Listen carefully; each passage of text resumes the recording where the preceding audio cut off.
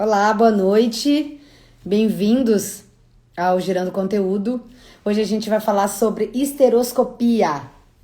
É um nome complicado e a nossa convidada vai poder nos explicar um pouquinho o que isso significa, para que ele serve.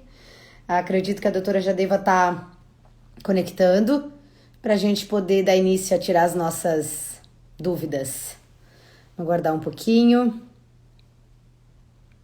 Aproveitando, então, enquanto ela está aguardando, enquanto ela está conectando, amanhã o conteúdo que nos liga vai trazer algumas dicas na área da dermatologia. Então, fiquem ligados que vem muita coisa legal, tanto no Gerando Conteúdo, quanto no conteúdo que nos liga.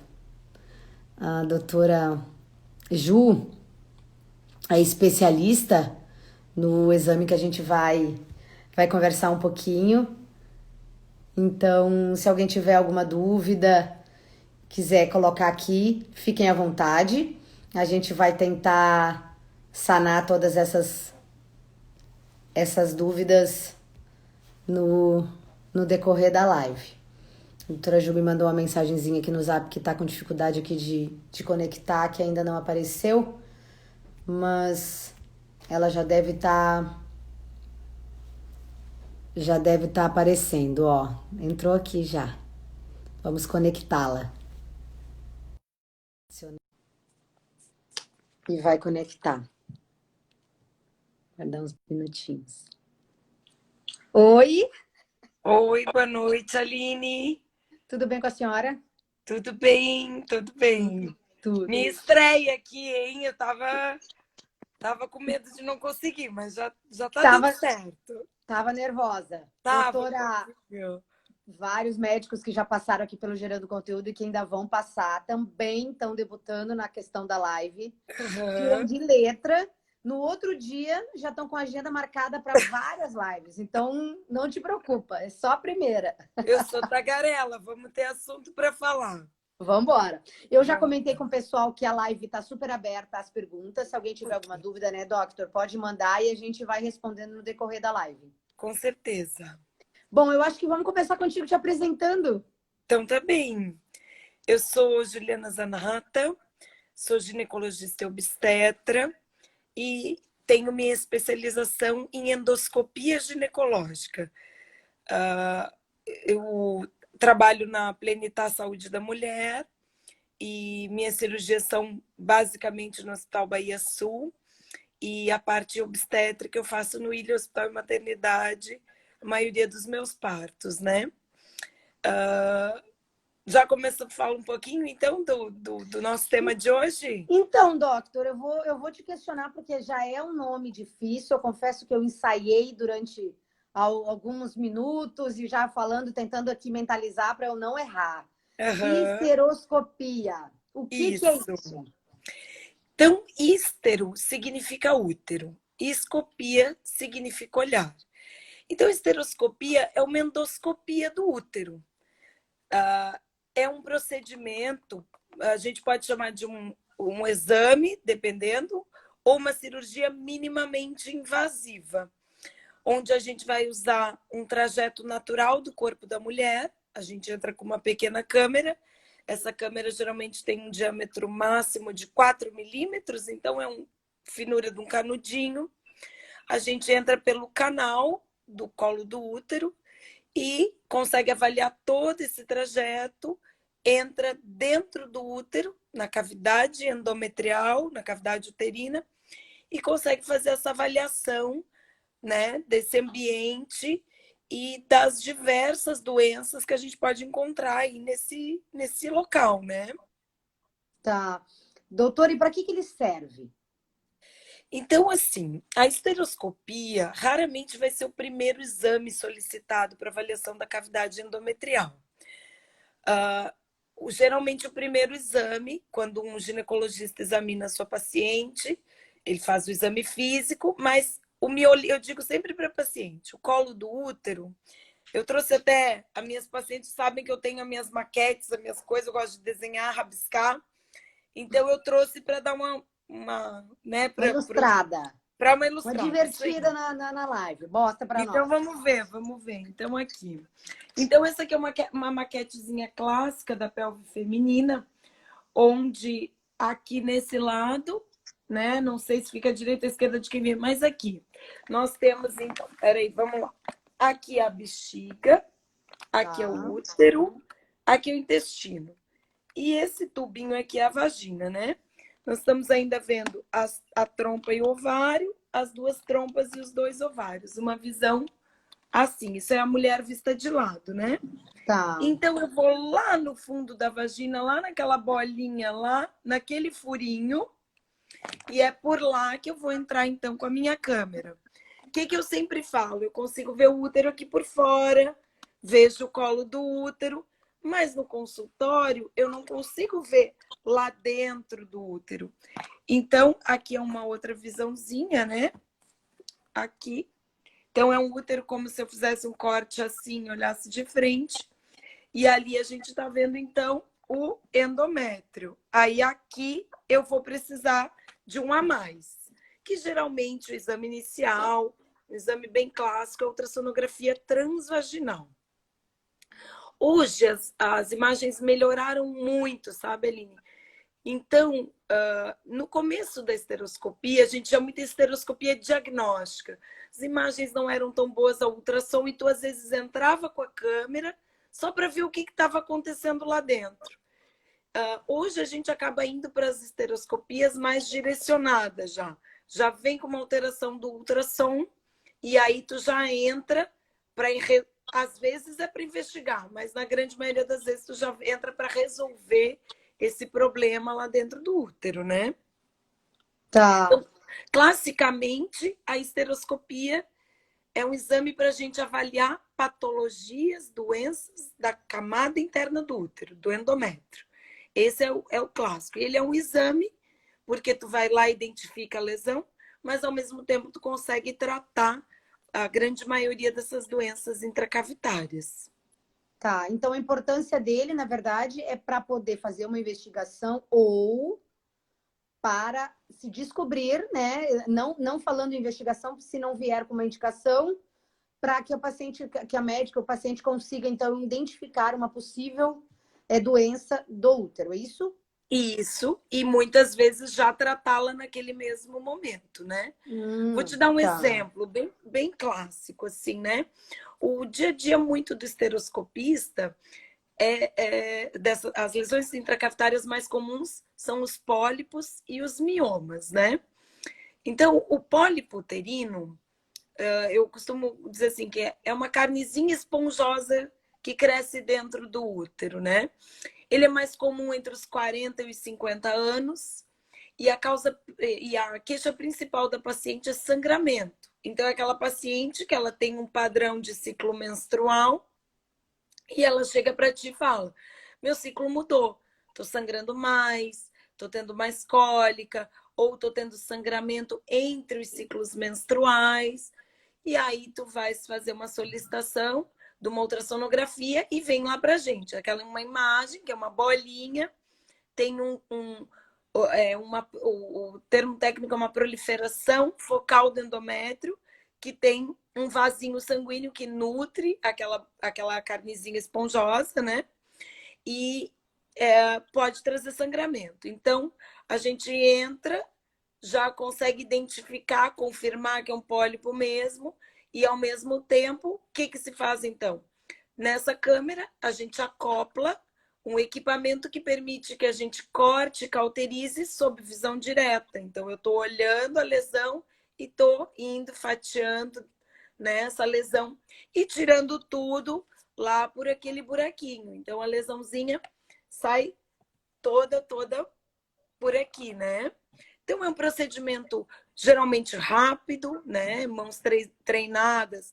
Eventualmente, a gente já fez esteroscopia cirúrgica, que é para tirada de lesões em 5 minutos. Se a lesão é mais difícil, às vezes meia hora, até uma hora, né? Então vai depender da dificuldade técnica, do que a paciente tem dentro do útero. Mas então o básico, pólipo, né? Pólipo é super comum, se estima que se todas as mulheres fizessem ultrassom, até varia os estudos, mas de 25% a 50% das mulheres apresentariam o pólipo em algum momento. Às vezes esse pólipo é pequenininho e, vamos dizer assim, ele sairia ali junto com a menstruação, numa descamação mais intensa, mas eventualmente não, e trazendo esses desconfortos, né? A gente vai lá e tira. Outra Tá. causa frequente é o mioma. Para tu teres uma ideia, entre 30 e 40 anos, 30% das mulheres apresentam algum mioma. De 40 a 50, 40%. O mioma é benigno, não é câncer. Mas o que é um mioma? É uma proliferação da musculatura uterina. Então, ao invés de fazer aquele crescimento, né? A gente, quando compra um bife, vê ali a fibra da carne bem linear, bonitinha, né? O mioma é um enroladinho de fibra, vamos dizer assim. E o Tá. mioma, se ele eventualmente então se projeta para dentro da cavidade uterina, ele é um mioma que pode trazer sangramento, pode trazer dor e pode trazer, inclusive, dificuldades para engravidar ou até aumento de chance de perda, né, dos bebês, por ele atrapalhar esse ambiente, que vamos dizer assim, a casinha do bebê, né? Então ele atrapalha esse ambiente e pode dificultar também a fertilidade da paciente, né? Tá. Doctor, dói? A paciente sente um desconforto, doutora Juliana, para o exame, fazendo o exame? Então, assim, ó, ele é um exame que pode ser sem dor nenhuma. O que acontece? Nos centros grandes, a gente tem um volume muito grande de pacientes. Então, muitas vezes, essas pacientes vão para um exame que a gente fala que é esteroscopia diagnóstica. Então, eu entro com essa câmerazinha, bem fininha, analiso tudo lá dentro, identifico a lesão e digo: Dona Maria, a senhora tem um miominha, tem que tirar um miominha, mas é isso. Então, esse é um procedimento muito rápido, geralmente é bem tolerado pela paciente. A gente às vezes faz uma anestesiazinha local no colo do útero. Podemos usar às vezes analgésicos que relaxem a musculatura uterina, porque o útero ele é uma cavidade virtual. O que é isso? Eu digo que é que nem um bolso. Tu sabe que ali, do bolso de uma calça, ali tem um espaço, mas para tu poder olhar lá dentro, tu tem que abrir o bolso. Então, essa câmera joga um líquidozinho dentro do útero, dá uma infladinha no útero e eu consigo enxergar tudo lá dentro. Então, isso gera um pouco de cólica. Mas como é um procedimento rápido, a maioria das pacientes tolera. Quando a gente vai já para essa questão do tratamento, aí a paciente não toleraria esse desconforto e aí realmente ela não vai sentir dor nenhuma porque a gente usa lança mão de anestesia, né? E aí já faz isso num ambiente hospitalar, com médico anestesista fazendo aí cumprindo o seu papel e deixando a paciente sem dor nenhuma, né? Tá. Doutora gestante pode fazer o exame? Não, a gestante não pode fazer o exame, porque né, nós estaríamos invadindo ali o ambiente onde o embrião estaria, né, se desenvolvendo, e aí a gente pode cursar com perda, né, dessa gravidez. Tá. Só faz quem tem indicação clínica ou é tipo uma mamografia para mulher? Deveria ser feito a partir de tal Sim. idade? Não, a esteroscopia, ela geralmente é complementar mesmo. Ela não é um exame nem como a mamografia, nem como preventivo, que tem que ser feito de rotina, né? Tô falando um pouquinho de rotina, até a Aline fez um link, porque esses dias eu atendi uma paciente que ela fez uma fertilização e a fertilização dela não deu certo, sabe? Não deu beta-HCG positivo e a médica dela me encaminhou para a gente fazer, então, investigar melhor essa camada interna do útero. Por que houve essa falha de implantação? Que a princípio o embrião estava em boas condições, ela tinha um ultrassom normal, ela tinha toda uma avaliação inicial normal, né? E não deu certo. Então, eu acho que o papel maior, entre aspas, não é bem uma rotina, né? Mas um papel grande na esteroscopia, na paciente que não tem nada, seria nesses casos de infertilidade. Então, Tá. seria como? Geralmente, falha da implantação.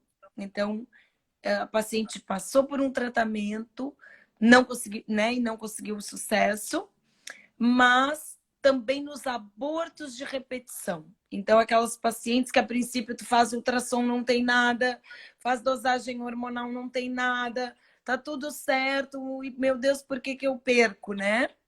Então, essa seria também uma indicação mais rotineira, vamos dizer assim, né? Tá. Então, a questão da mulher que tem problema de infertilidade, não consegue engravidar, não aquela que perdeu ou que não deu certo a fertilização, aquela que tem dificuldade de engravidar, é um exame indicado, então. Na verdade, assim, a gente sempre tem que individualizar cada caso, né? Mas nós trabalhamos muito com medicina baseada em evidências. O que que é isso? É assim, se eu te der água com açúcar e para uma mulher da mesma idade que tu, com as mesmas características, estás nervosa, aí eu te dou água com açúcar. Daí a tua amiga eu dou água com adoçante, mas ela não sabe. Ela acha que é água com açúcar. Vocês duas melhoraram da ansiedade, porque não faz diferença nenhuma, né? Tá. Agora, eu dei para ti uma água com açúcar e para ela a água só.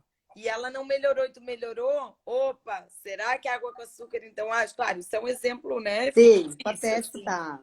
né? Mas então, assim, já se foi atrás para ver se fazer rotineiramente aumentava as taxas de gravidez. E se viu que numa primeira vez não houve diferença entre as mulheres que fizeram esteroscopia e as que não fizeram. Então, de início, nunca fez fertilização, está investigando, claro que o profissional vai individualizar, ver a história clínica da paciente, talvez ela tenha aí uma história de uma infecção anterior no útero, que talvez essa infecção possa ter cronificado e não está sendo identificada. Aí ele pensa, bom, eu não vou botar um embrião aí nesse útero que pode, então ela ainda não fez nada, mas aí talvez a gente tenha que ver melhor. Mas uma paciente que a princípio não tem suspeita de nada, vai para uma fertilização, na primeira não precisaria. Tá, tá. Então, uma coisa não tá linkada exatamente à outra. Nem Tá. sempre, nem Nem sempre, nem sempre. nunca, nem sempre, nem nunca, vamos dizer assim. Mas a Tá. partir de uma falha ou abortos, aí a gente faz. Tá. E a partir de que idade esse exame é feito, doutora Jo? Então, esse exame, ele pode ser feito, porque como a maioria das doenças dentro do útero, elas são doenças que aparecem depois da primeira menstruação, mais frequentemente, na verdade, depois dos 20 anos, e aí realmente pode se estender até a menopausa, né? Então, esse exame geralmente é feito de mulheres jovens para frente, né? Nas pacientes, de preferência nas que já tiveram relação sexual, apesar de que o ímen tem um buraquinho, que a gente conseguiria entrar com essa câmera por esse buraquinho e consegue ir lá até o canal e adentrar o útero, né? Então, já fiz na minha vida em pacientes virgens, né? Mas não é o mais corriqueiro, não. Então, corriqueiro é mulheres no menacme, da primeira à última menstruação e na pós-menopausa também. Tá.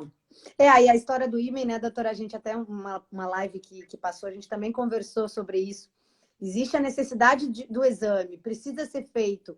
O ímen é uma barreira de dizer que a paciente já não é mais, aí entra, a gente começa a divagar em assuntos relacionados se existia necessidade e a paciente ainda não tiver uma relação. Pode ser feito, o ímen vai estar ali, pode ser resguardado, ou se caso não seja, né, Uhum. não significa que ela não é mais. Então, tem toda uma questão de uma conversa paralela para identificar esse tipo de ideia, Exato, né? exato. E quanto que a paciente, especificamente, eu me lembro, era uma senhorinha que tinha uma vida muito recatada, nunca tinha tido um parceiro, E eu me lembro que ela falou para mim assim, doutora Juliana, mas se for necessário, nós vamos resolver isso. Ela falou para mim, né? Falei, olha, se a senhora está com vontade de namorar, tá tudo certo. Mas se não é a vontade da senhora, não é por isso, não é por causa do exame que a gente vai, né? Não precisa iniciar a vida sexual porque eu preciso, mas é se a senhora quiser, né? Não é porque rompeu que agora tá liberado, não é? Não é bem isso. Isso, exatamente. Doutor, e todo médico ginecologista, ele tem pode fazer o exame? É a máquina que a gente diz? Como é que eu estou? Então, assim, existe um instrumental específico, né? Que se chama esteroscópio. Então, assim como numa cirurgia convencional, a gente tem tesoura, pinça, né? Tem porta-agulhas para segurar a agulha. Então, equipamentos para tu operar uma paciente, esse é um equipamento específico, né? A endoscopia ginecológica ela é uma subespecialidade dentro da ginecologia. Então, quando eu fiz minha formação, não fazia parte da formação geral do ginecologista, tu tinhas que fazer um a mais, né? Então, depois da minha residência médica, eu fui para São Paulo e fiz uma outra residência dentro da minha especialidade, né? Existem serviços hoje que já vêm fazendo treinamento dos seus residentes em ginecologia para pelo menos ter uma noção básica, né?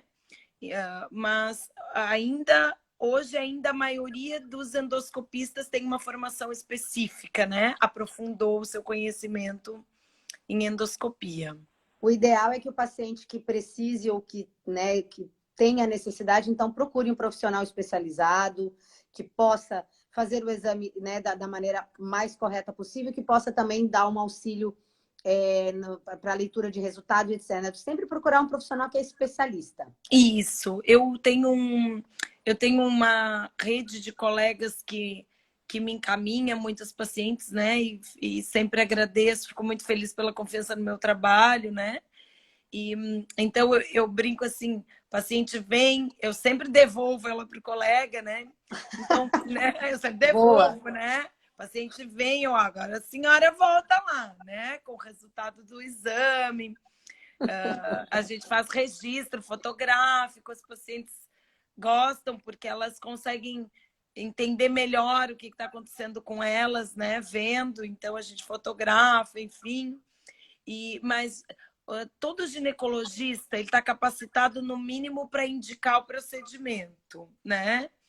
E para encaminhar para o especialista. E a gente devolve o paciente para o segmento, porque isso é uma coisa pontual na vida dela, né? Essas patologias geralmente são pontuais, aí lá resolve, pronto, né? Não é, ela não precisa ficar repetindo esse exame ao longo da vida, como uma mamografia, como um preventivo, né? Adorei a ideia de que a paciente, todos os nossos ginecologistas, então, que alguma paciente precise, vai para a doutora Juliana e a doutora Juliana vai devolver esse paciente. Não se preocupem. É isso aí, é isso aí. Doutora Ju, eu quero te agradecer por nos explicar um pouquinho do que é a esteroscopia. Para mim também foi uma coisa nova.